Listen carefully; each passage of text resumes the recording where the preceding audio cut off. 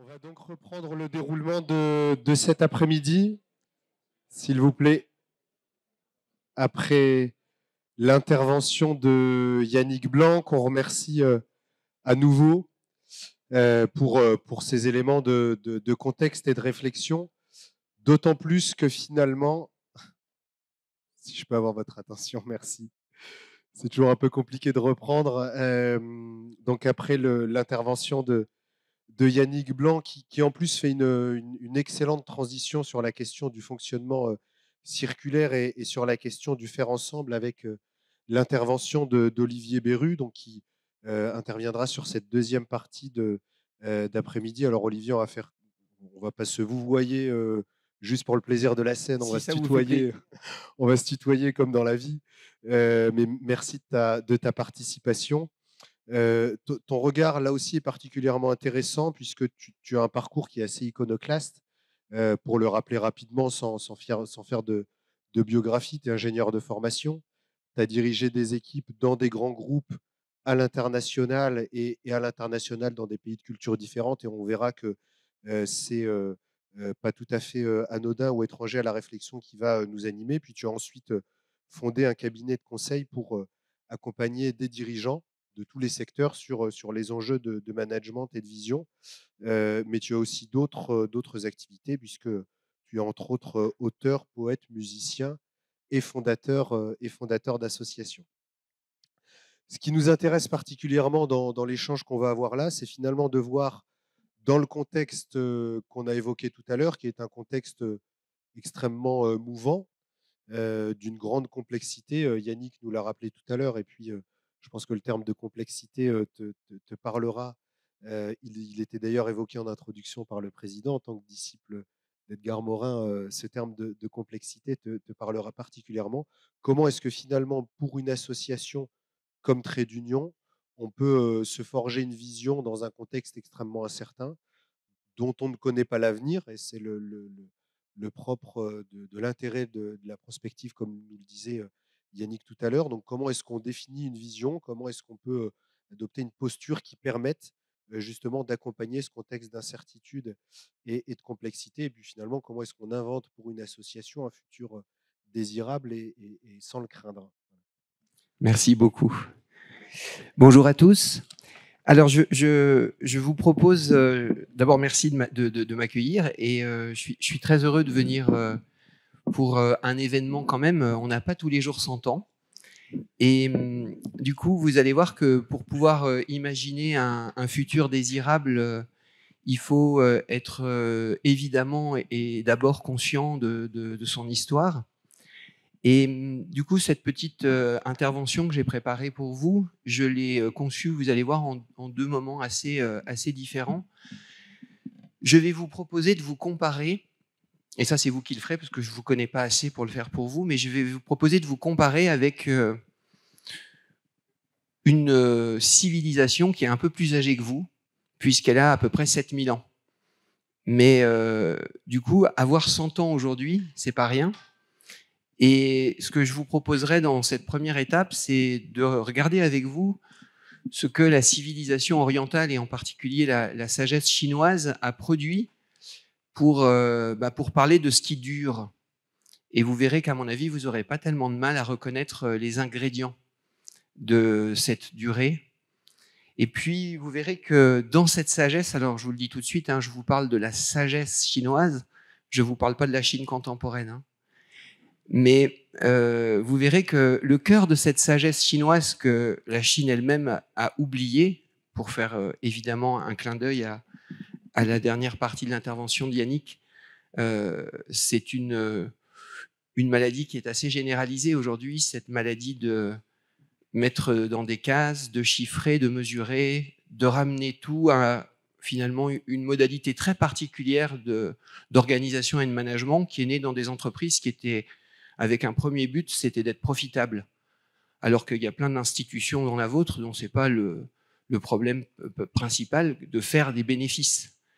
Et il y a plein d'univers aujourd'hui que moi j'observe important ces méthodes, en ignorant d'une part qu'elles n'ont pas été faites du tout pour elles, et d'autre part en ignorant que même les entreprises sont en train de s'en éloigner aujourd'hui. Et du coup, vous verrez que reconvoquer la question du vivant, c'est sans doute une très très belle façon de réfléchir à cet avenir que vous avez à inventer en revanche, parce que nous ne faisons que passer, mais lorsqu'on travaille dans une association qui a 100 ans, eh bien nous avons aussi une responsabilité de transmettre cette association à celles et ceux qui la feront vivre après nous. Et du coup, vous verrez que quand on s'intéresse, et ce sera ma deuxième partie, quand on s'intéresse au vivant, il nous lance un certain nombre de questions que je vous inviterai à nouveau à laisser résonner. J'ai évidemment pas les réponses pour vous, mais j'espère en tout cas que vous partirez de ce petit temps avec quelques convictions sur le fait que vous êtes profondément préparés à pouvoir inventer un futur désirable pour votre association, et puis peut-être quelques questions que vous aurez envie de tirer comme on tire un fil pour répondre de façon plus spécifique à ça. Alors, Ahmed, vous le disiez, mais je vais compléter mon parcours juste pour que vous sachiez d'où je parle. Donc oui, j'ai un parcours universitaire d'ingénieur, puis après de thèse avec un monsieur qui compte beaucoup pour moi, qui est Edgar Morin.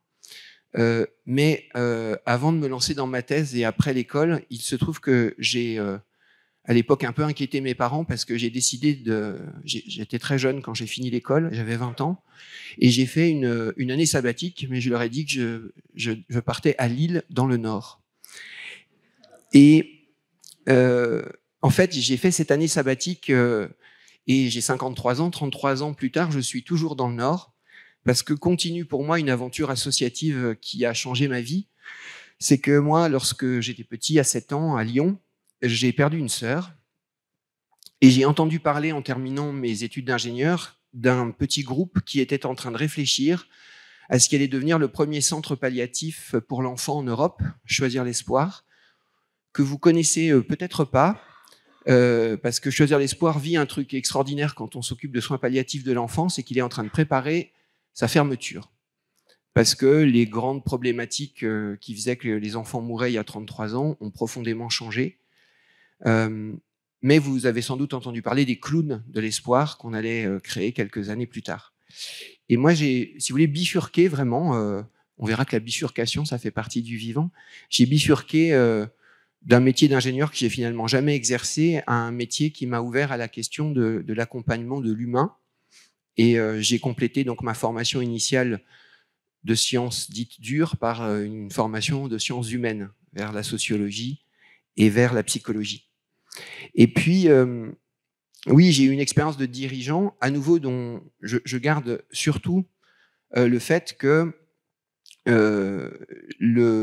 c'est évidemment en s'intéressant aux vivants, aux personnes, qu'elles soient appelées clientes, collaborateurs, usagers, engagés, que le dirigeant fait son boulot. La dirigeante fait son boulot. Et finalement, j'ai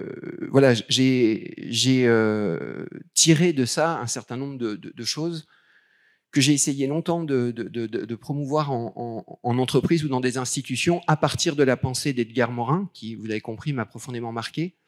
Sauf que quand vous dites à quelqu'un qui bosse dans une association, il faut que tu t'auto-éco-organises, il vous regarde avec un air au mieux perplexe, au pire un peu agressé, et il vous dit « t'es gentil, mais qu'est-ce que ça veut dire quoi ?» Et puis, j'ai pas forcément le temps de le comprendre. Et il se trouve que j'ai été, donc moi, responsable de l'entreprise 3 Suisses en Chine et que j'ai découvert une très vieille civilisation que je ne connaissais pas du tout, dans laquelle, et vous allez voir que ça nous fait dresser l'oreille si on s'intéresse à l'humain et au vivant, dans laquelle, depuis à peu près 7000 ans, un outil très simple sert aux médecins pour soigner ses patients et le même outil, avec les mêmes noms, avec les mêmes fonctionnements, sert à l'empereur pour gouverner son empire. Et vous voyez que dans cette sagesse, je parle à nouveau de la civilisation, hein, pas de la Chine contemporaine, dans cette sagesse, finalement, accompagner la vie d'une institution, c'est comme accompagner la vie d'un empire, c'est comme accompagner la vie d'un être humain. C'est prendre soin du vivant. Simplement, vous savez qu'en Chine, on ne va pas voir le médecin quand on est malade, on va le voir 4 fois dans l'année quand on est en bonne santé. Et on paye son médecin pour le rester. Il y a cette idée que le vivant, c'est finalement d'abord l'état normal du vivant, c'est la bonne santé. Et que deuxièmement, si je ne fais pas attention à ma santé, je vais la perdre. Et donc, il faut que je l'entretienne. Mais vous voyez qu'ils vont loin dans cette philosophie, les Chinois, parce que je paye mon médecin tant que je suis en bonne santé. Enfin, le jour où je tombe malade, il doit me prendre chez lui, il doit me soigner, me loger, me nourrir gratos jusqu'à ce que je sois à nouveau debout. Et vous voyez que du coup, l'intérêt de mon médecin, c'est quand même que je reste en bonne santé. Et vous voyez que dans ce modèle-là, on règle de façon différente les problèmes de la sécurité sociale. Parce que tant que je suis en bonne santé, je bosse et je peux me payer le médecin, puis le jour où je tombe malade, eh ben, c'est plus moi qui paye, et mon médecin avait qu'à bien me soigner. Alors, ce regard un peu amoureux du vivant, d'où il vient dans la civilisation chinoise, il vient du fait que la Chine n'a pas modélisé sa sagesse à partir de théories, d'intello, quoi.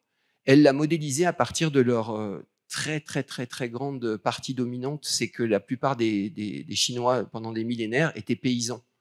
Parce que le grand problème de l'Empire chinois, c'était que les gens, pour être heureux, il faut commencer par ne pas avoir faim et donc manger 2 fois par jour. Et le grand problème de la Chine, c'est de faire bouffer les gens 2 fois par jour, même et surtout s'ils sont très nombreux. Et du coup, vous voyez, le personnage central de cette sagesse, au fond, c'est le paysan. C'est-à-dire, c'est celui ou celle qui fait humblement sa tâche. Et toutes les autres fonctions, qu'elles soient de direction avec l'empereur, qu'elles soient guerrières avec le général, qu'elles soient juridiques avec le juge, qu'elles soient de l'ordre de la transmission, vous voyez, avec le sage, qui sont des fonctions fondamentales pour rester vivant, elles n'ont pas de sens si on ne s'est pas d'abord rappelé que le cœur d'un empire, ce sont les paysans. Autrement dit, vous voyez que ce qui fonde le vivant, c'est ce que les Chinois vont appeler la terre. C'est d'ailleurs le nom de la Chine en chinois. Hein. La Chine, c'est l'empire du milieu, l'empire de la terre. C'est là qu'est la vie. Et donc, dans une institution qui dure, on peut parier qu'elle a depuis longtemps fait attention au cœur de sa raison d'être, qui était d'accompagner chez vous des personnes en souffrance, et que pour accompagner ces personnes en souffrance, il faut des gens de terrain qui sont avec ces personnes sur le terrain. Et c'est ça le cœur de l'association. Et c'est donc sans doute parce que vous avez su prendre soin depuis 100 ans et des personnes qui s'occupent de vos publics en souffrance et des personnes qui constituent ce public que vous avez pu durer. Mais tout part de là. Vous voyez, être vivant, vont nous dire les Chinois, c'est cultiver 5 dynamiques, dont 4 tournent autour de cette dynamique centrale qu'ils appellent la terre. Et si je devais mettre un verbe d'action, c'est je fais. Vous voyez, je réalise. La terre, c'est cette idée que ce qui va nous faire durer, c'est que chacun là où il est, que chacune là où elle est, fait sa part et toute sa part humblement, quoi. Vous voyez, faire sa part.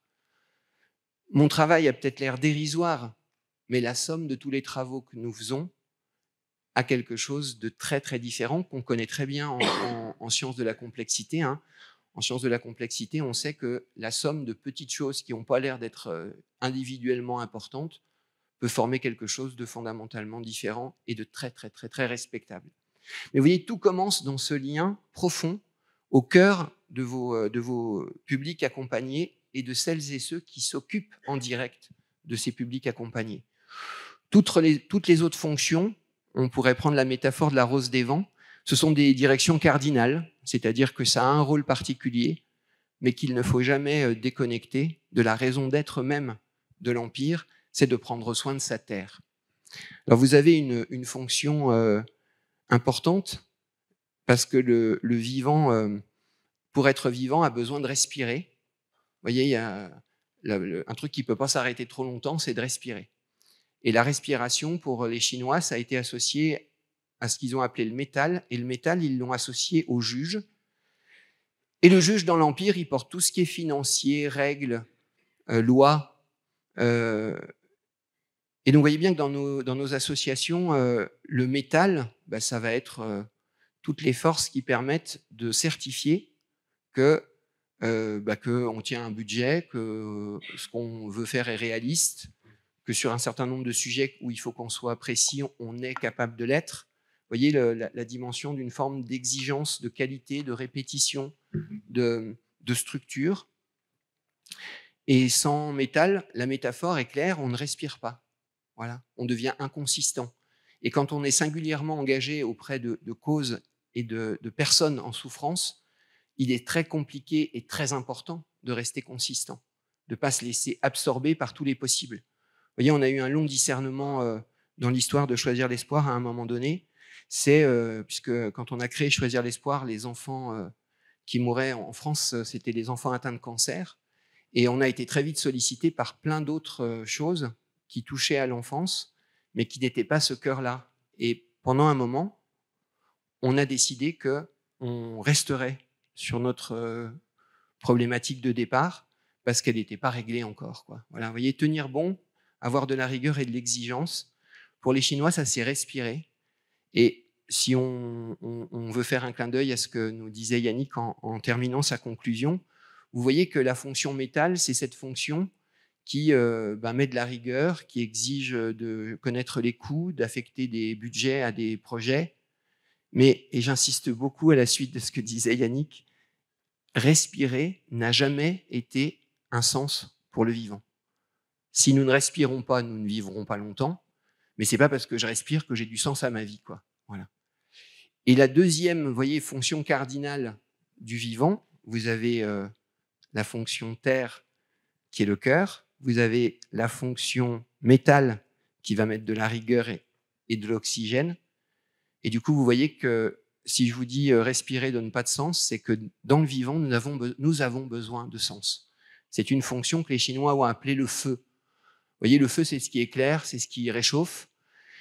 Et si le vivant a du sens et qu'il est motivé, ben vous voyez bien qu'il va connecter l'intime de la tâche dont je vous parlais tout à l'heure à l'ultime de ce qui nous rassemble.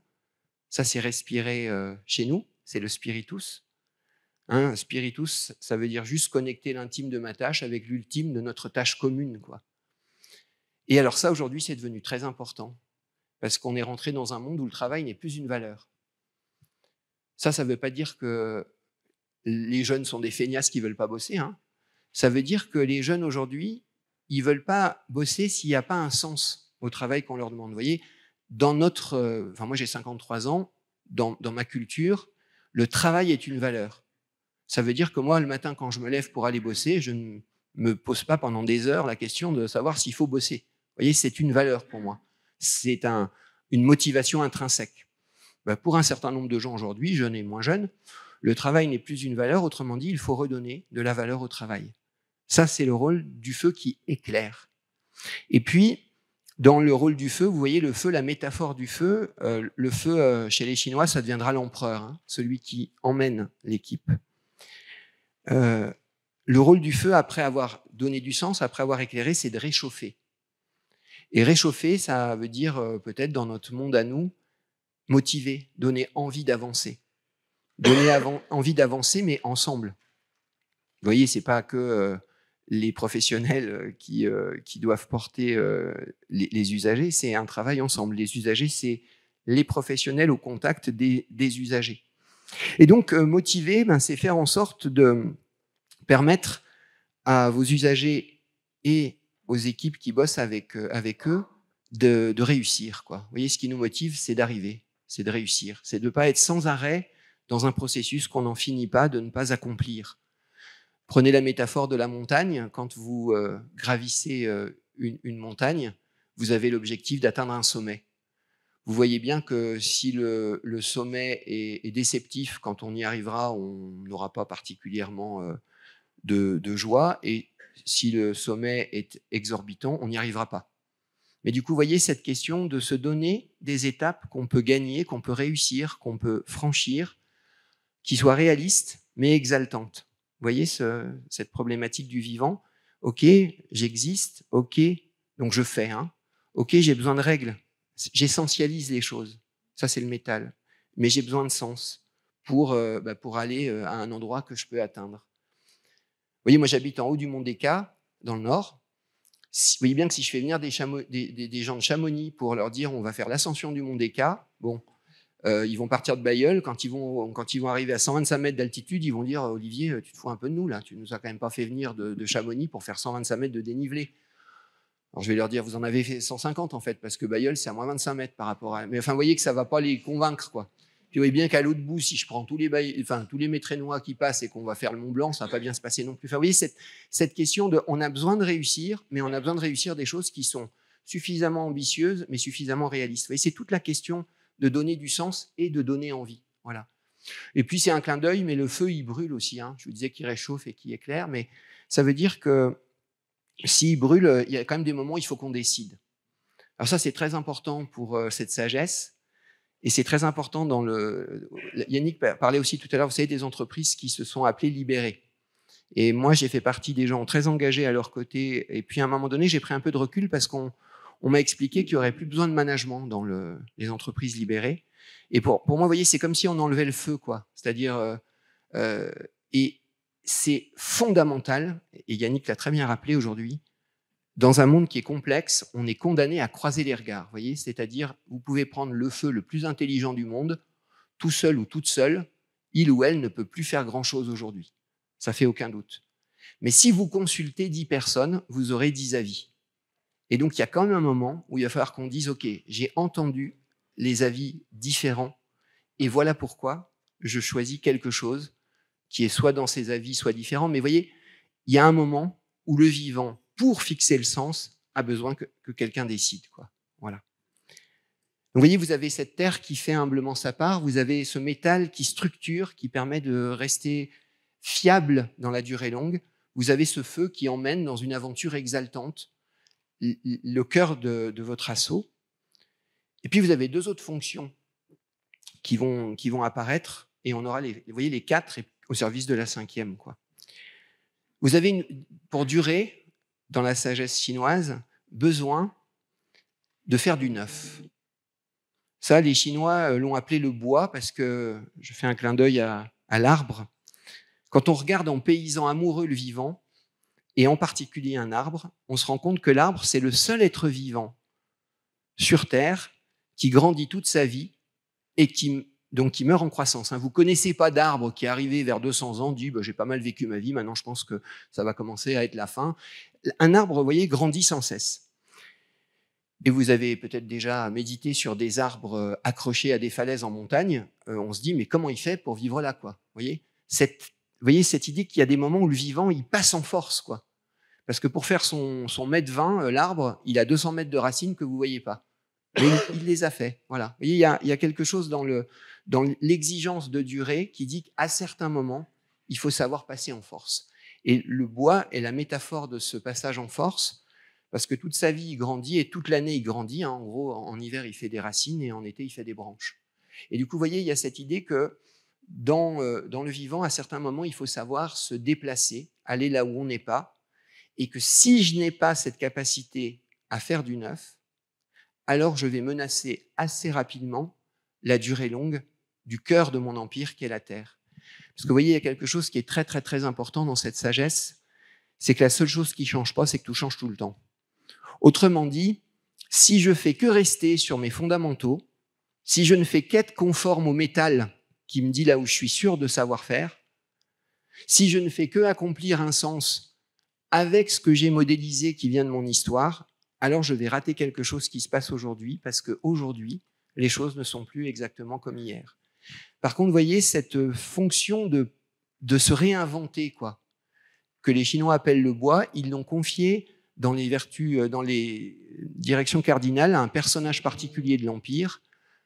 Le métal, c'était le juge, le feu, c'était l'empereur, et le bois, c'est le général. Autrement dit, si vous voulez faire du neuf, la sagesse chinoise vous dit qu'il faut quand même préparer un peu la guerre, quoi. Pourquoi?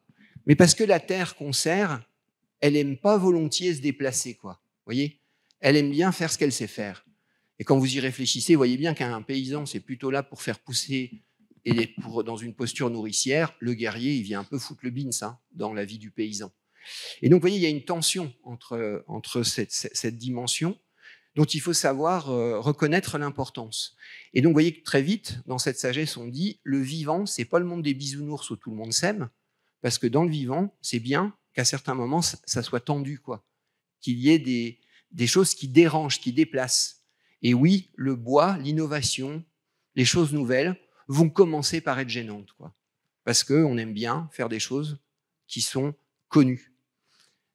Alors, on aime bien, tout le monde n'aime pas ça, hein, mais vous avez peut-être commencé à voir qu'à travers ces 5 dynamiques, on pourrait aussi parler de la plus ancienne typologie humaine, parce que nous avons en nous les 5 puisque nous sommes vivants, mais ça marche comme le Seigneur des Anneaux, il y en a un pour les gouverner tous, quoi. Et donc, vous avez des gens que la sagesse chinoise appelle les bois, qui sont absolument motivés par le changement, ce qui est nouveau, ce qui bouge. Et si vous n'êtes pas bois, ces gens-là vous fatiguent, hein, je vous le dis. Parce qu'ils ont une énergie incroyable, parce que dès qu'on a fini un projet, ils en ont 5 à lancer. Alors, c'est des gens que vous pouvez facilement repérer dans votre quotidien, parce que c'est des gens qui éprouvent assez régulièrement l'impatience, si vous voyez ce que je veux dire. Et d'ailleurs, si vous êtes en voiture avec quelqu'un qui est bois et que vous tombez dans un bouchon, alors là, vous avez un festival, hein, en général, parce que si vous êtes bois, vous détestez qu'on vous immobilise, quoi. Vous voyez, vraiment, ce qui vous touche, c'est que ça bouge. Si vous êtes terre, au contraire, vous allez plutôt avoir une attitude nourricière, une attitude attentive à l'autre. Et vous voyez, la terre, c'est vraiment ce cœur du vivant qui est de faire attention les uns aux autres. Un mot qu'on ne prononce pas forcément facilement dans les institutions, et en particulier en entreprise, mais vous voyez, la terre, dans la sagesse chinoise, c'est la gardienne de l'amour, quoi. Voilà. Et être vivant sans amour, c'est quelque chose que depuis 7000 ans, on n'a pas réussi à trouver dans cette sagesse-là, en tout cas. Et vous voyez que si vous êtes une personnalité terre, au contraire, vous allez être dans une posture d'humilité, dans une posture de service, dans une posture de bienveillance. Et puis, une des caractéristiques pour vous reconnaître si vous êtes terre, c'est que vous avez toujours l'impression qu'il y a un truc qui va vous tomber sur la tête, quoi. Parce que vous voyez, la terre, la métaphore, vous vous rappelez, c'est le paysan. Et si vous avez un jardin, vous comprenez bien pourquoi on se fait du souci dès qu'on est terre. Parce que si vous plantez une graine, est-ce qu'elle va germer? Si elle germe, est-ce qu'elle va fleurir? Si elle fleurit, est-ce qu'elle va mûrir? Si elle mûrit, est-ce qu'elle va pas pourrir? À quel moment, vous voyez, si je suis attentif au vivant, je peux arrêter de m'inquiéter? Jamais. La terre est inquiète. Voilà. Si vous partez en vacances avec votre conjoint ou votre conjointe qui est terre, et qu'en plein milieu des vacances, vous lui dites, tu vois, mon amour, on passe quand même des super vacances, la terre va vous répondre immédiatement, attends, c'est pas fini, hein. C'est-à-dire que tant que je suis pas encore rentré, vous voyez, je peux pas être sûr que ça s'est bien passé. Vous voyez, il y a quelque chose là-dedans, voilà. Puis heureusement, vous avez des personnalités qui sont métal. Autrement dit, vous avez des personnalités que souvent on trouve alignées. Vous voyez, c'est des gens qui sont cohérents, qui vivent selon leurs convictions, pas leurs intérêts. Ce sont des gens qui ont une très grande capacité de discernement. Ce sont des gens qui voient très vite l'essentiel de l'accessoire.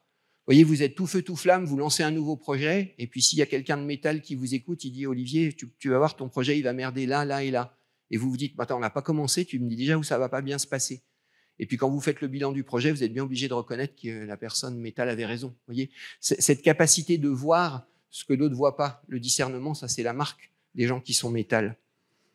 Quand les métals sont fatigués, leur problème c'est que leur intégrité devient intégrisme, vous voyez.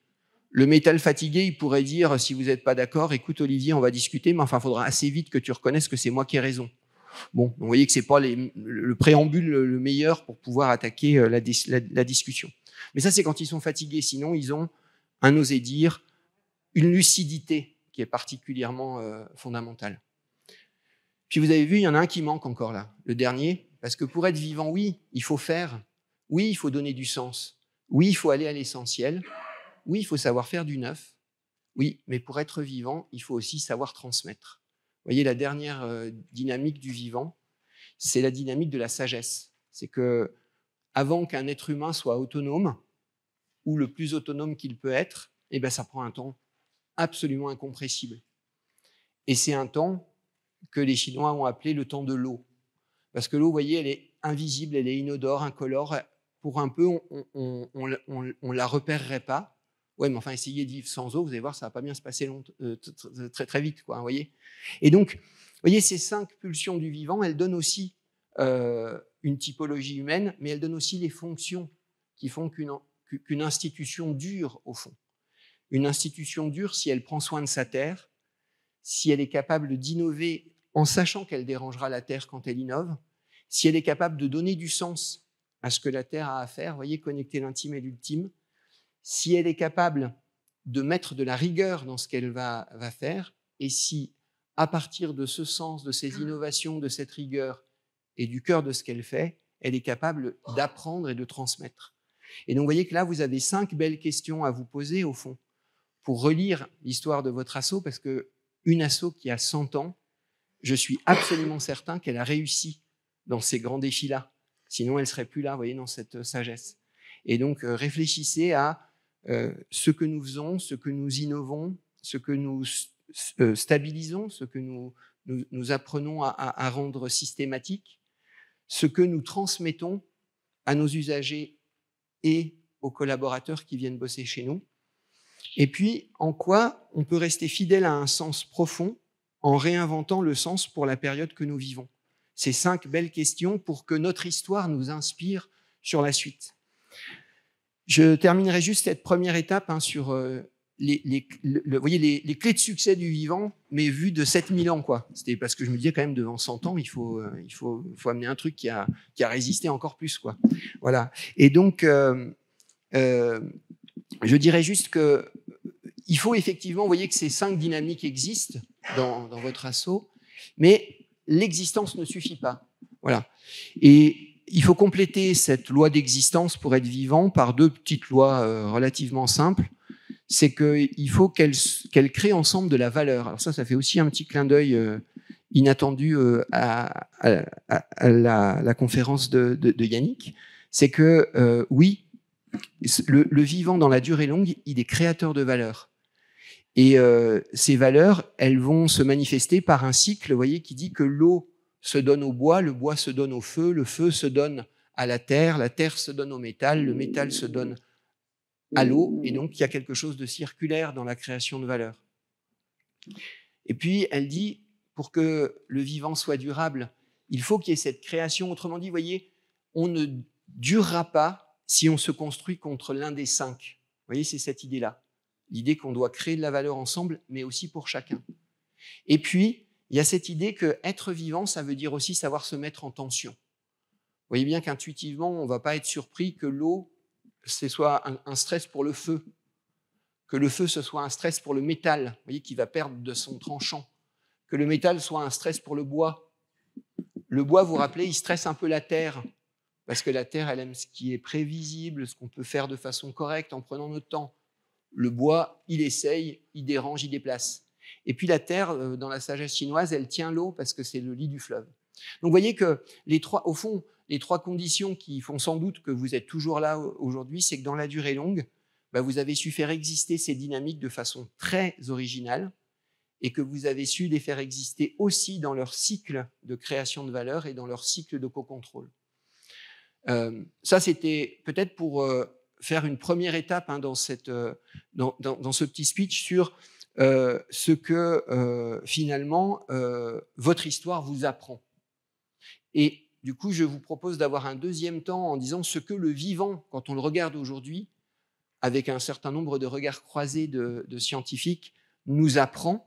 Et ça sera, j'espère, inspirant pour inventer la suite de l'aventure pour vous. Mais avant, juste pour terminer cette première étape, je voudrais vérifier que vous n'avez pas de questions ou de désaccords, parce que je ne vous l'ai pas dit comme ça, mais je viens vous partager une expérience. Je ne viens pas vous dire la vérité. Et donc, je ne serai pas du tout effondré que vous ne soyez pas du tout d'accord avec moi. L'idée, c'est juste que avant de s'intéresser au vivant d'un point de vue plus prospectiviste, on puisse éventuellement vérifier qu'il n'y a pas des trucs qui vous paraissent étranges ou ésotériques ou mystico-gazeux dans ce que je vous ai partagé. Ça va, pas de protestation ou de besoin d'éclaircissement.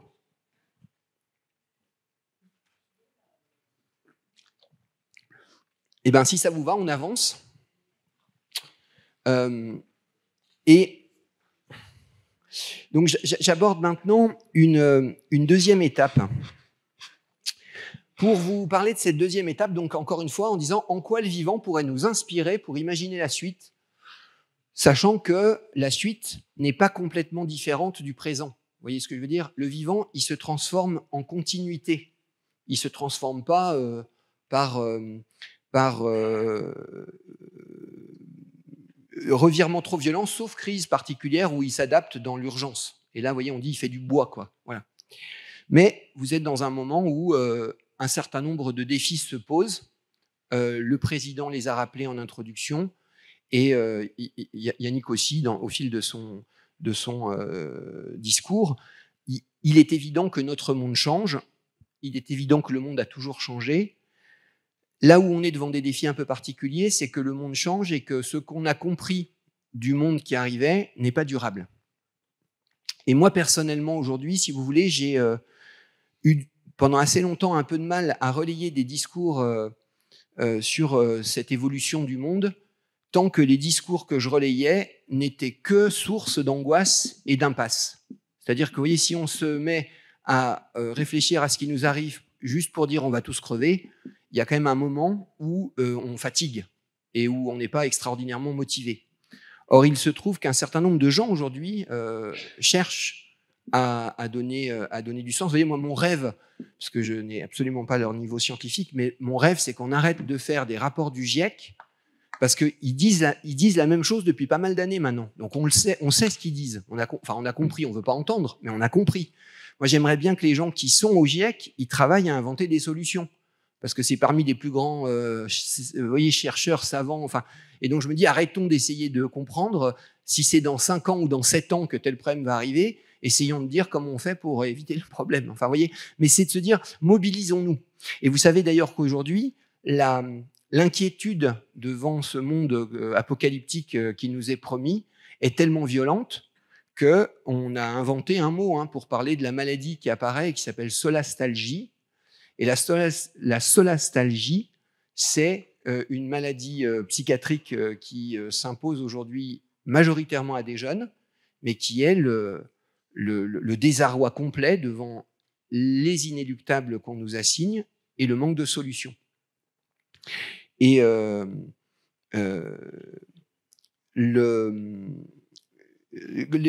gros, le traitement pour l'instant qui marche, c'est de dire tant que tu vas rester dans la contemplation des inéluctables déprimants, tu vas angoisser en fait.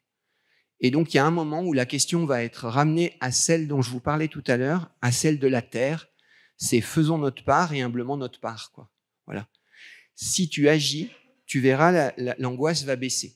Elle diminuera pas forcément. Ton action, à l'évidence, ne changera pas toutes les problématiques du monde, mais tu feras ta part et toute ta part. Et dans un système complexe, si toutes les parties prenantes font leur part et toute leur part, même si ces parts ont l'air dérisoires, le résultat peut être spectaculaire en revanche. Voilà. Ça, vous savez que c'est un résultat qui vient notamment en sciences de la complexité d'une branche des mathématiques qui a étudié la complexité et qui s'appelle les mathématiques du chaos. Et vous voyez qu'à nouveau, nous, alors là, je vous lance un petit appel du pied particulier en tant que association, mais en tant qu'association française. Nous, la culture française, on est reconnu, mais vraiment, je vous assure, dans le monde entier pour ce talent dont je vais vous parler là, c'est que nous sommes les champions du monde, les championnes du monde, toutes catégories, pour voir ce qui ne va pas. Voilà. C'est-à-dire qu'il n'y a pas plus fort qu'un Français pour dire devant une réalité, ça on l'a mal fait, ça on aurait pu gagner du temps, putain, ça je le savais déjà, les sièges n'étaient pas bons, la lumière n'était pas bonne. Enfin bref, vous voyez que notre première posture de base, c'est qu'on grogne et qu'on n'est pas content, quoi. Bon. Alors ça peut nous rendre très créatifs. Vous voyez, ça peut appeler du bois, quoi. Si t'es pas content de la couleur, change-la. Enfin, vous voyez, donc ça peut nous rendre créatifs. À certains moments, ça peut nous couper de la joie. Vous voyez, c'est-à-dire que comme on voit tout le temps ce qui va pas, on n'arrive plus à se réjouir.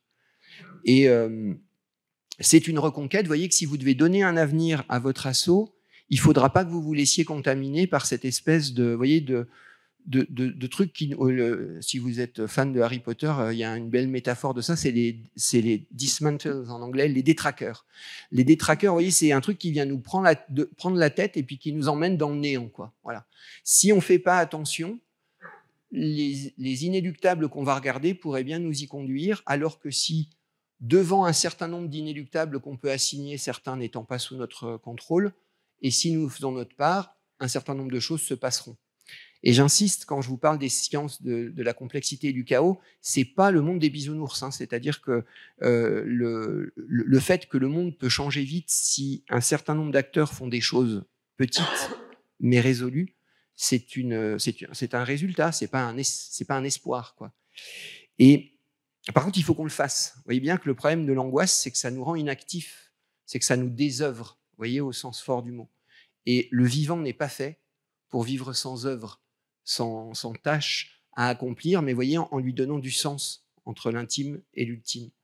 Et du coup, si vous réfléchissez à la suite, partez des choses qui vous scandalisent, partez évidemment des souffrances du monde qui est le vôtre, qui est le nôtre, et puis partez de ce savoir-faire que votre asso a avec d'autres assos. Vous n'êtes pas les seuls à vivre ça, mais vous savez très bien que vos établissements, que vos professionnels qui accompagnent les usagers en grande souffrance, ils sont à la frontière et au-delà de ce que la loi actuelle a repéré.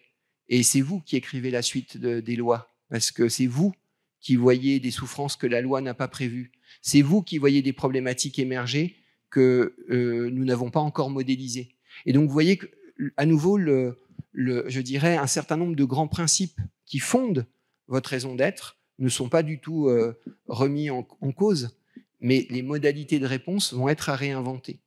Et les modalités de réponse vont être à réinventer avec, ça c'est le prix à payer à un monde complexe, des regards croisés. Et vous voyez que là, moi du coup, je trouve très intéressant la façon dont on reconvoque aujourd'hui l'expérience des usagers, la vie des usagers.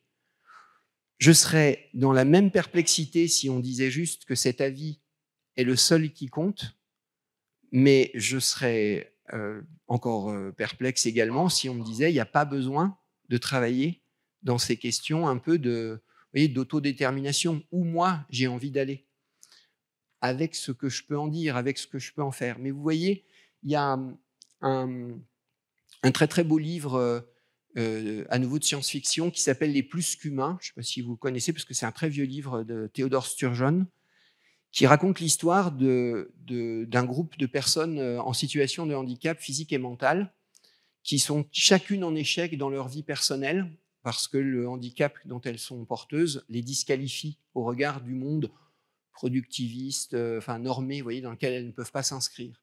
Mais leur rencontre fabrique un groupe dont la complémentarité va permettre aux talents individuels qui ne s'exprimaient pas dans le monde normé de s'exprimer. Alors c'est un conte, bien sûr, mais ça pose cette question de dire le vivant, sa force, c'est sa diversité. Si je norme, si je ne consulte qu'une partie du vivant, je vais avoir une lumière particulière qui ne sera pas porteuse de la suite. La suite va venir de cette exigence de croiser nos regards. Et la question pour moi du pouvoir d'agir est une question qui est importante, parce que c'est peut-être dans ces directions-là que vous pourrez inventer des choses nouvelles. Qu'est-ce que les gens avec qui vous bossez, qui vous parlent de leurs besoins, de leurs souffrances, de leurs attentes, vous assignent comme défi à relever avec eux? Et c'est peut-être ça que vous inventerez demain. Et c'est probablement pas prévu par la loi aujourd'hui. Je ne sais pas si vous voyez ce que je veux dire. Tout n'est pas écrit, quoi. Et vous voyez avant les autres les souffrances du vivant. Alors, peut-être pour avancer un peu sur ce que le vivant pourrait nous donner comme inspiration. Et vous allez voir qu'à nouveau, là, je vais m'inscrire. On ne l'a pas préparé à deux avec Yannick, mais on va se répondre sur cette question-là très clairement. Parce que le vivant, quand on veut le prendre au sérieux, il va nous demander d'affronter des ambiguïtés, voire des contradictions que notre monde aujourd'hui pose de façon idéologique, et qu'il va falloir résister à ça. Voilà. On parlait avec l'exemple des hôpitaux, Yannick nous disait à quel point on a vu que ces fameuses méthodes de gestion ont complètement ruiné la vie des soignants et des malades à l'hôpital. Moi, je me rappelle avoir fait des bons, mais dont je ne me suis toujours pas remis, en découvrant qu'il y a en France un certain nombre de conseils généraux qui font des appels d'offres pour les enfants violés. Vous voyez qu'aujourd'hui, on est entré dans ce monde-là. Et donc, on pourrait presque l'entendre en disant, bah oui, il faut un appel d'offres. Oui, enfin, on est en train de parler d'enfants violés et on fait un appel d'offres. Et on se dit, alors qui va gagner l'appel d'offres? C'est celui qui coûte le moins cher pour s'occuper des enfants violés, en fait. Vous voyez vers quoi on va? Et donc, il y a un moment où là, il va falloir qu'on puisse interpeller, parce que j'ai parfaitement conscience en vous disant ça, qu'une asso seule n'a pas un pouvoir considérable devant les inéluctables objectifs scientifiquement présentés que le législateur a décidé de nous brandir pour justifier qu'il faut contrôler son budget. Mais est-ce qu'il n'y a pas d'autres choses à inventer aujourd'hui ? Si vous voulez aller voir des choses inspirantes là-dessus, peut-être avez-vous entendu parler d'une asso qui est née dans le... Et à nouveau, c'est une asso, hein, c'est pas une entreprise, qui est née aux Pays-Bas, qui s'appelle en France maintenant Soignons Humains, et qui rassemble des infirmiers et des infirmières qui ont décidé que... Alors au départ, des infirmiers et des infirmières libérales qui ont décidé que la vie qu'on leur faisait vivre en tant que profession libérale, vous savez, où tous les actes sont codifiés, où le temps qu'il faut passer avec chaque malade est prévu, indépendamment du malade, ce qui est quand même un truc, quand on y réfléchit en tant que soignant, est plus que paradoxal, qui ont décidé que ensemble, il et elle tiendraient les coûts prévus, mais qu'individuellement, il et elle pourraient gérer autrement leur temps et leurs relations avec les malades.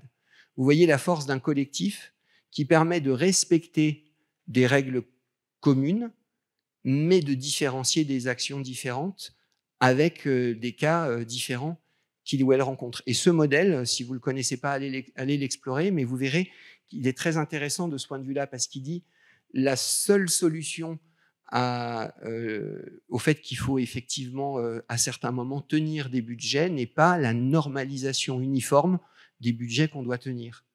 Et on a même en fait des résultats qui sont plus intéressants. Et c'est pour ça que je vous disais tout à l'heure, il existe aujourd'hui un certain nombre d'entreprises qui s'éloignent clairement des modèles qu'elles ont produits et dont on se sert aujourd'hui pour gouverner un certain nombre d'institutions qui n'ont rien à voir avec l'enjeu de faire le maximum de profit. Alors si je cherche maintenant, vous voyez, des solutions inspirantes dans le vivant va me donner un certain nombre de conseils.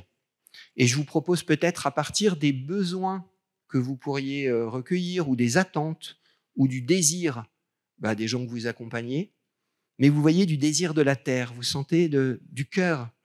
À partir de ces désirs-là, peut-être que pour essayer de voir quelles réponses vous pourriez apporter, il y a un certain nombre de questions à se poser. D'abord, le vivant, il n'est possible que s'il y a de l'hétérogénéité. Ça veut dire que ce qui fait la force du vivant, c'est la diversité. Et ça, on est en train de le redécouvrir en catastrophe dans l'agriculture, parce que vous voyez que s'il y a bien un truc qui n'est pas branché hétérogénéité, c'est l'agriculture intensive. Dans l'agriculture intensive, vous plantez sur des milliers d'hectares le même grain de blé.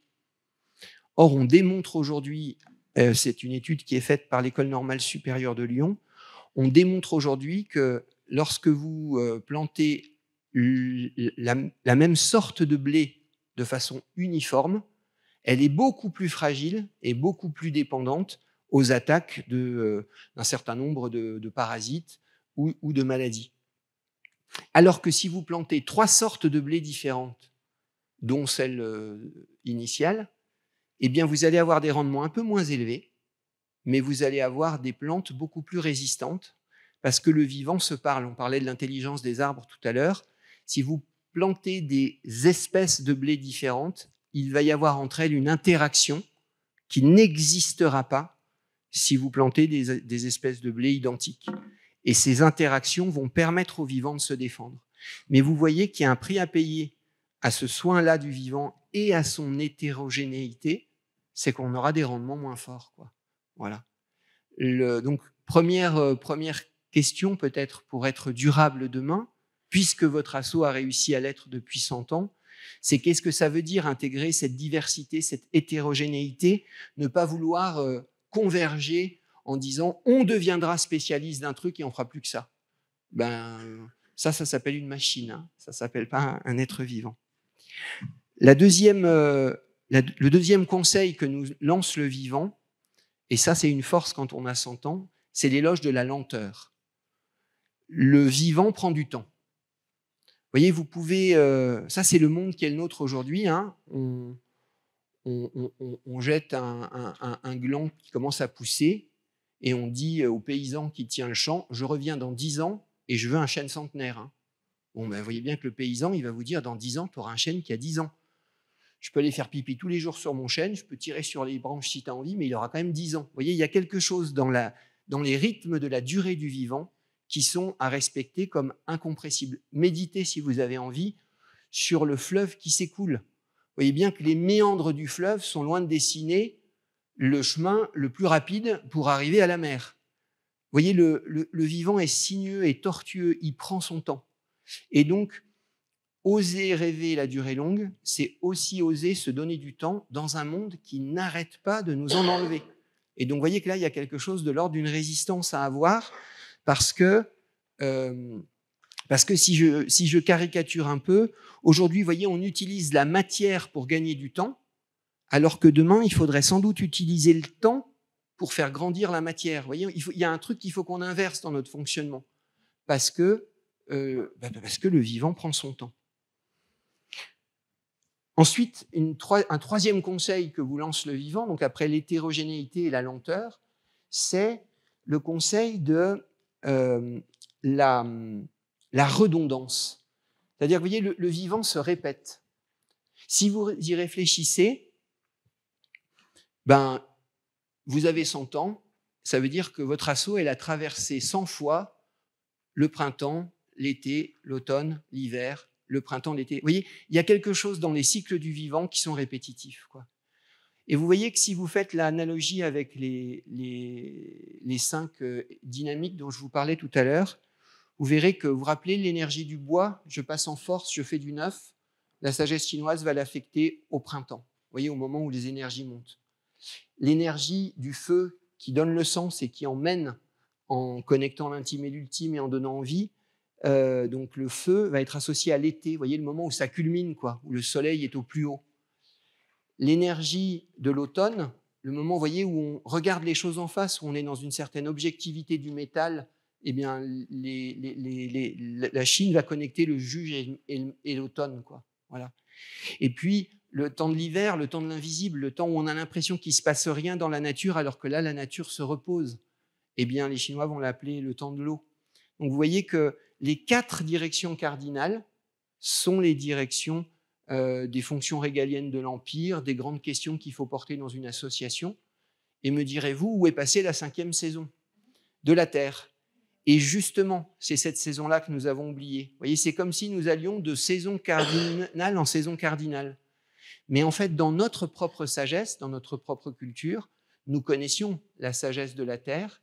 C'est une sagesse de transformation. Autrement dit, le printemps ne s'installe pas le jour du solstice de l'équinoxe, merci. Et ainsi de toutes les saisons. Autrement dit, vous voyez, un peu avant le printemps vient faire un tour. Un peu après le printemps, l'hiver continue à faire son malin. Et pourquoi je vous disais qu'on l'avait dans notre culture? Parce que nous, on a appelé ça les saints de glace. C'est quoi les saints de glace? C'est le moment où on est officiellement au printemps, mais où l'hiver vient nous rappeler que des fois, c'est pas fini l'hiver, quoi. Et vous voyez, cette saison un peu de la transformation intermédiaire, elle existe. De même que nous parlons, on va pas tarder à être heureux de nous y trouver d'ailleurs, on parle de l'été indien. Vous voyez, l'été indien, officiellement, on est en automne, où l'été vient quand même faire un maroute d'honneur. Enfin, vous voyez, c'est cette idée que le vivant, il est toujours un peu plus emmêlé, il n'est pas dans ces dimensions cardinales. Et donc, il faut qu'on réinvente cette saison de la Terre, cette saison où on prend soin de nos usagers, des hommes et des femmes qui bossent avec eux en direct. C'est le cœur de l'assaut. Et donc, prenons-en soin et aidons-les à recueillir, si on est dans ces postures cardinales, des choses qui vont avoir besoin de temps, mais aussi de répétition, de redondance, de choses qui reviennent. Alors, vous voyez bien, la Chine dit à la fois, la seule chose qui ne change pas, c'est que tout change tout le temps. Oui, mais si tu t'éloignes assez, tu vas voir des choses qui reviennent tout le temps. Par contre, elles ne reviennent jamais identiques. La seule chose qui ne change pas, c'est quand même que tout change tout le temps. Ce n'est pas parce qu'on a eu un été chaud qu'on aura un été chaud l'année prochaine. Enfin, vous voyez, il y a des choses qui ne sont pas absolument prévisibles dans le vivant. Et le cœur du vivant, c'est justement d'avoir appris à gérer l'imprévisibilité de façon spectaculaire. Ensuite, le vivant, donc vous vous rappelez, hétérogénéité, lenteur, redondance, le vivant, il est marqué par les incohérences. Voilà. Être vivant, ça veut dire faire des essais, rater, recommencer, rectifier, apprendre. Enfin, vous voyez, il y a quelque chose de laborieux dans l'invention que vous aurez à faire de la suite de l'assaut. Elle ne va pas vous tomber un matin en vous levant en disant « ça y est, j'ai compris les 100 prochaines années de l'assaut ». On va laborieusement avoir besoin d'essayer des choses, de rectifier. Et là, il faudra aussi qu'on fasse attention à notre culture qui ne nous a pas très bien préparés à la rectification de l'erreur. Elle nous a appris à avoir horreur de l'erreur. Or, l'erreur est inévitable dans le vivant. Vous voyez, le vivant, avant de stabiliser une mutation dans une espèce, il a besoin de durée longue. Et il génère une quantité importante de mutations qui ne servent à rien apparemment. Vous voyez, il n'y a pas d'efficacité. Il n'y a pas de choses qui marchent à tous les coups. Il n'y a pas de choses qui marchent du premier coup.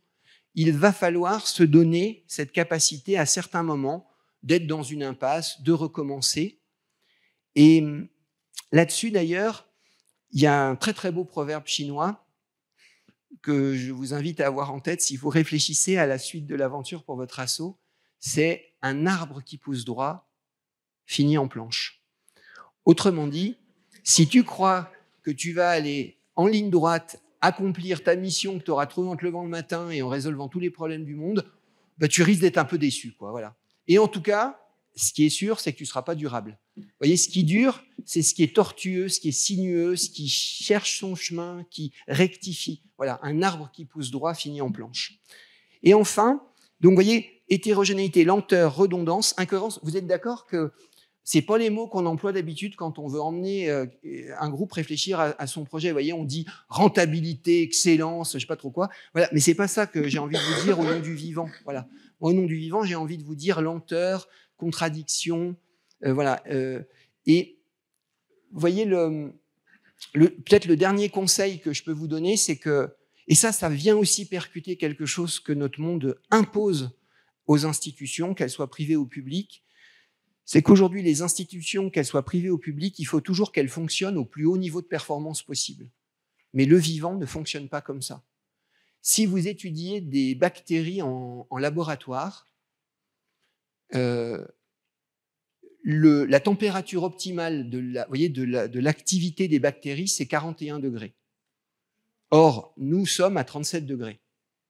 Mais nous sommes justement à 37 degrés parce que quand on tombe malade, il faut qu'on puisse mettre le vivant en régime forcé de façon à ce que l'activité maximale de ce qui va nous permettre de nous guérir soit activée. Mais nous ne sommes pas faits pour vivre à 41 degrés tout le temps. Vous voyez, la question de ce respect à nouveau, de dynamique très propre au vivant. Le vivant n'est pas toujours au top. Le vivant n'est pas toujours au maximum de ses possibilités. Il a besoin régulièrement d'y aller, mais ça doit toujours être un moment bref, quoi. Voilà. Et donc, à nouveau, il faut qu'on fasse attention de mon point de vue. Alors, je ne sais pas si vous sentez que ce discours est sans doute plus facile à tenir dans un monde associatif qui reste connecté à l'attention humaine que dans un monde ultra financiarisé qui n'a que comme seul objectif de faire plus 15% au bout du trimestre. Sinon, il coupe les têtes parce que l'humain est devenu une variable d'adaptation. Hein. Voilà. Et vous vous doutez bien qu'il n'y a pas beaucoup de monde dans ce monde-là qui me demande de prendre la parole pour lui parler de ce qui va faire que quelque chose de durable peut s'installer. Mais en tout cas, je voulais vous laisser ces 5 mots, finalement, hétérogénéité, lenteur, redondance, incohérence et humilité. Et puis, pour terminer cette conférence, je voudrais faire un clin d'œil. Je suis content parce qu'on n'en a pas beaucoup parlé et qu'il ne faut pas en parler trop parce que ça nous prend la tête. Mais je vais vous parler d'un truc, mais je ne vous dis pas encore tout de suite quoi. C'est le petit teasing final. Je vais vous dire ce que Edgar Morin appelle la complexité. Pour Edgar Morin, la complexité, c'est trois choses. Morin dit la complexité, d'abord, c'est la contradiction. Voilà. Dans un système complexe, un truc est vrai un jour, il n'est plus vrai le lendemain. Voilà. Un truc marche un jour, il ne marche plus le lendemain. Vous voyez, devant un système complexe, nous allons être confrontés à la contradiction. La deuxième caractéristique de la complexité pour Morin, c'est l'imprévisibilité intrinsèque de la vie, du système. Et ça, je vous assure que ça fait énormément de peine aux scientifiques cartésiens. Parce que dans la science cartésienne, ce qui fait triompher, c'est quand on peut prévoir. Vous voyez, c'est ça qui donne la marque que c'est solide, quoi. Or, dans la complexité, l'imprévisibilité n'est pas temporaire. Autrement dit, c'est pas une question de puissance de calcul, quoi. Vous voyez, on est obligé d'accepter que tout n'est pas prévisible. Tout n'est pas prévisible. Et en revanche, la très bonne nouvelle d'un système complexe qui nous oblige à affronter de la contradiction et de l'imprévisibilité, c'est qu'un système complexe génère ce qu'Edgar Morin appelle des émergences. Et les émergences, ce sont des choses que nous n'avions pas prévues, que nous n'avions même pas imaginées, et que d'un seul coup, on se met à constater dans le système complexe qu'on observe. Et ces émergences, il y en a des pas drôles, mais il y en a des enthousiasmantes. Mais vous voyez que tant que vous ne ferez pas, humblement, il n'y a aucune chance que les émergences surgissent. Et vous voyez bien, quand je vous parle d'imprévisibilité, de contradiction et d'émergence, et c'est par ça que je veux terminer, on peut faire la relecture de l'épreuve que nous venons de traverser ensemble dans nos institutions différentes du Covid. Parce que le Covid, on en a fait des plans de continuité d'activité, des plans machin, mais on n'avait pas prévu la pandémie mondiale qui bouge, vous voyez, qui arrête tout, quoi. Et donc, du jour au lendemain, toutes nos institutions ont dû vivre quelque chose, mais vraiment à quoi elles n'étaient pas du tout préparées. Ensuite, immédiatement derrière, nous avons pris en pleine tête des contradictions. Là, je pense que vous n'aurez pas de mal à en retrouver, mais on envoie les enfants à l'école ou pas, il y a des masques ou pas, voilà. Et vous êtes d'accord que ça nous rend des dingues. On ne supporte pas la contradiction aujourd'hui, mais il y en a. Et donc, la contradiction nous oblige à être assez humble quand on parle en disant, sous réserve que demain, je ne vous dise pas le contraire, quoi. Mais vous voyez bien que c'est un peu agaçant comme préambule. Voilà. Donc, d'où tu parles pour nous dire ce que tu nous dis, c'est ça la question. C'est avec quel référentiel parles-tu? Ce qui nous a paru insupportable, c'est qu'on parlait d'autorité sans dire d'où on parlait, avec quelles hypothèses on parlait. Mais la contradiction, nous l'avons vécue. Et puis, réfléchissez à ce qui s'est passé pendant ces 2 années d'épreuve. Je ne vous dis pas que c'était une bonne nouvelle, évidemment. Mais vous avez vu des choses se passer dans votre asso que vous n'auriez pas imaginé. Il y a des projets qui étaient complètement endormis, qui se sont réveillés. Il y a des projets qui étaient soi-disant stratégiques, dont on a compris qu'il n'était peut-être pas autant que ça. Il y a des personnes qui sont sorties du bois, vous voyez, qui se sont révélées. Il y en a d'autres qui se sont effondrés. On n'est pas égaux devant l'épreuve de la maladie et de la pandémie. Mais vous voyez qu'il y a des choses qui se sont passées, mais que jamais on n'aurait osé imaginer. Et ce que je voulais vous dire en conclusion, c'est que, vous voyez, quand je regarde la durée longue, je suis sûr que vous avez cette capacité de regarder votre asso comme un être vivant. Quand j'écoute la nature qui me parle de lenteur, de contradiction, de tous les mots que j'évoquais, je suis sûr que vous pourrez le récupérer, mais je suis sûr aussi que dans la durée courte, vous avez vécu cette réalité que votre institution n'est pas une machine, mais un être vivant qui a su affronter de l'incertitude, de la contradiction et qui a fait naître ces émergences. Je vous remercie pour votre attention.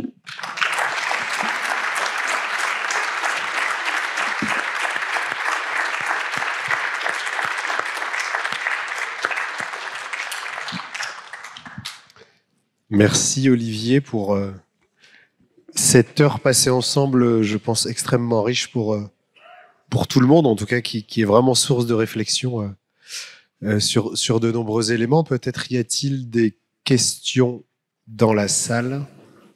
Des questions ou des contradictions. C'est pas que je cherche à me bagarrer, mais ce que je voudrais juste vous dire, c'est que je vous partage des expériences, éventuellement des convictions, mais pas des vérités. Vous voyez, voilà, on cherche un chemin là-dessus.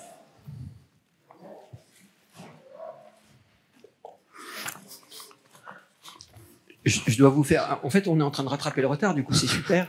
C'était un peu de ma faute si on s'est mis en retard, parce que j'ai fait un clin d'œil à votre DG préféré en disant ce serait peut-être bien qu'on ait une pause.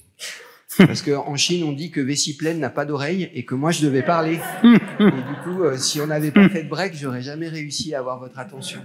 Et du coup, on a quand même encore un peu le temps si vous avez des questions.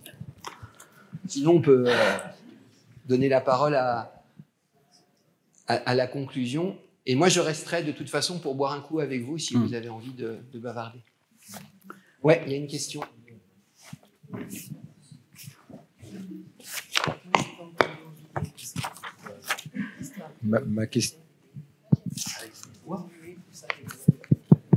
Ma question est un peu celle du Candide, c'est-à-dire que vous nous avez passionnés pendant 1 heure, et je me pose la question de savoir si vous n'aviez pas fait votre carrière, une partie de votre carrière en Chine, si vous l'aviez faite ailleurs, est-ce que vous auriez pu retirer autant de sens de la civilisation dans laquelle vous auriez travaillé? Alors, en tout cas, c'est sûr que moi, j'ai passé 3 ans en Chine comme directeur général de 3 Suisse Chine, et que, si vous voulez, comme on m'a confié une équipe de 2000 salariés qui étaient chinois, je me suis intéressé à la façon dont on enseignait le management en Chine. Et à ma plus grande surprise, mon premier cours de management était un cours de médecine traditionnelle chinoise. Et donc, je me suis dit, mais moi, à l'époque, je croyais que je m'étais même planté de fac. Vous voyez, j'étais vraiment bon. Mais, donc, ce qui est certain en revanche, c'est que ce que m'a donné ce modèle, vous voyez, vous êtes d'accord que c'est très intuitif, la terre, le feu, voilà. Et ça, on le comprend. Si j'essaye de parler de la complexité avec les mots d'Edgar Morin, on est tous perdus, quoi. Parce que c'est compliqué de penser la complexité dans une approche rationnelle. Vous voyez ce que je veux dire? Or, nous, notre formation, elle est cartésienne et rationnelle. Et je ne dis pas, alors ça j'insiste beaucoup, je ne dis pas qu'il faut foutre cette pensée à la poubelle. C'est pas du tout mon sujet. Nous avons besoin de la science, de la pensée rigoureuse, d'une pensée systématique. Je dis juste que le vivant ne tient pas entièrement là. Et qu'il faut donc compléter cette pensée par une pensée complémentaire, mais certainement pas à la place. Et là où la Chine m'a profondément touché, c'est qu'elle m'a donné une métaphore simple pour parler de la complexité qui reste un défi majeur de notre monde et qu'on a besoin d'appréhender de façon compréhensible. Et donc voilà, ça c'est la grande rencontre. Après, je vous dis juste aussi, pour être clair avec vous, que devant les défis du monde, on peut être rompu à la complexité, avoir intégré une partie, parce qu'en 3 ans, on n'intègre pas la sagesse orientale. Et d'ailleurs, moi, je ne suis pas revenu d'Orient converti au bouddhisme zen. Vous voyez, c'est-à-dire que moi, je suis resté dans ma culture cartésienne, judéo-chrétienne. Enfin voilà, ma culture est là, mais les Chinois m'ont appris à faire une paire de lunettes qui me sert à regarder le même réel, et du coup, je vois autre chose. Mais en attendant, et avec toute cette science, mon dernier job aux 3 Suisses, ça a été d'être le directeur du développement du groupe 3 Suisses. Donc j'étais dans le triumvirat qui dirigeait un groupe de 15 000 personnes. Et vous avez devant vous le dernier directeur du développement de l'histoire du groupe 3 Suisses. Autrement dit, on ne peut pas parler de franc succès pour ma mission. Ce que je veux vous dire par là, c'est que aujourd'hui, à nouveau, vous pouvez avoir raison, mais si vous êtes le seul ou la seule à tenir un truc, vous n'y arriverez pas en fait. Et vous serez vu comme un prophète de malheur éventuellement. Et donc, à nouveau, même si on a raison, il faut savoir aller lentement, quoi. Vous voyez ? Parce que s'il y a bien un métier qui était sûr, absolument certain d'avoir tout compris, c'est la vente à distance. La vente à distance, c'était le monde des statisticiens. En vente à distance, on avait des données sur l'efficacité de la robe de telle taille, dans telle couleur, à tel endroit d'une page, mais vous voyez, au millimètre près, quoi. Et on faisait des milliers de tests là-dessus. Et du coup, vous voyez, le métier s'était doté, dans une forme d'orgueil, d'une apparence de science infracassable. Et du coup, quand les nouveaux entrants sont arrivés, vous voyez la métaphore du bois qui dit « si on est sûr de son coup, on va mourir ». Les nouveaux entrants qui sont arrivés, la vente à distance les a regardés en disant « mais t'énerve pas, Olivier, ils vont venir à nos standards ».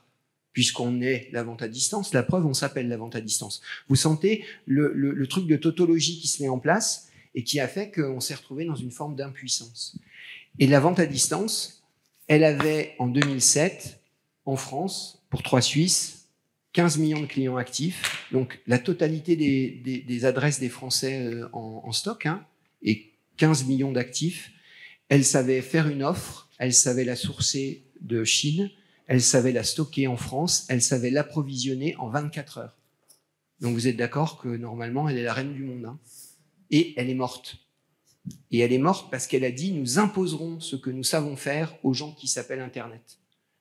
Et pour la petite histoire, hein, vous savez ça je peux en parler qu'en France, alors j'en profite, mais vous savez quand est-ce que s'est arrêté 3615-3 Suisse?